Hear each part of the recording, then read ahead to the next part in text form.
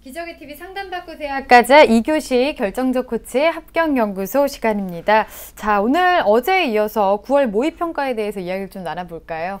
예, 오늘은 이제 어제는 국영수를 했죠. 그래서 네. 오늘은 이제 사회탐구와 과학탐구에 대해서 잠시 이야기를 나눠보도록 하겠습니다. 네, 먼저 인문계열 학생들이 치른 사회탐구 영역부터 좀 이야기를 나눠보겠습니다. 전체적인 난이도는 어땠는지, 또 주목할 만한 문항은 어떤 게 있었을까요? 예, 전체적인 난이도는 이제 전반적으로 어려웠다라는 평가가 학생들 사이에서 많이 나왔고요. 또 네. 지문이나 제시문의 양도 많아서 다소 어려움을 느꼈을 것으로 예상이 됩니다. 하지만 등급 커트라인을 봤을 때는 지난 6월과 비슷하지 않았나 이런 생각도 해볼 수 있고요.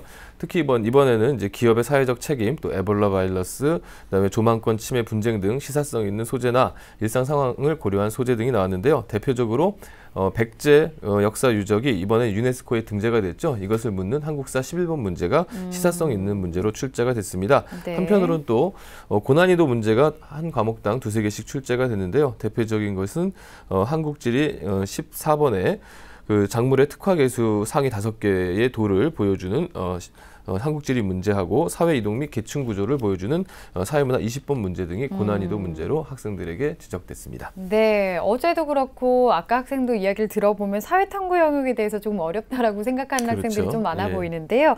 자, 그러면 자연계열 학생들이 치른 과학탐구 영역은 난이도는 어땠는지, 출제 경향은 또 어땠을까요? 예, 과학탐구 영역은 전년도하고 비교했을 때 거의 대동소이하다라는 평가는 있지만 과목에 따라서 약간의 이제 어렵고 쉬움이 나눠지는 이런 경향을 보였습니다. 네. 대표적으로 이제 많은 수험생들이 선택한다고 하는 생명과학의 경우에는 후반부에 유전 관련 문제가 나왔는데요. 이 문제는 선생님들도 굉장히 어렵다고 평가할 만큼 학생들이 자료 분석하는데 시간이 많이 걸린 것으로 나타나고 있었고요. 네. 또한 이제 지구과학의 경우에 올해 좀 많은 학생들이 지금 시험을 보고 있는데요.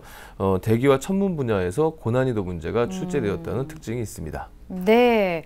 자, 그러면 이제 9월 모의평가 가채점도 마치고 나서 수시 지원에 대해서 좀 변화가 생긴 학생들도 있을 것 같습니다.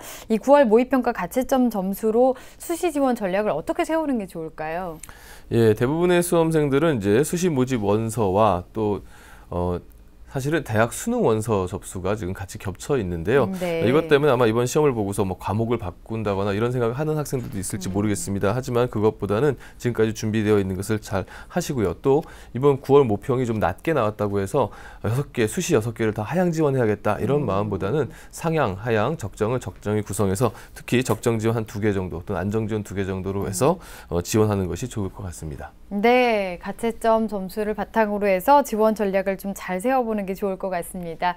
자, 결정적 코치의 합격연구소 시간이었고요. 3교시 상담 이어가겠습니다.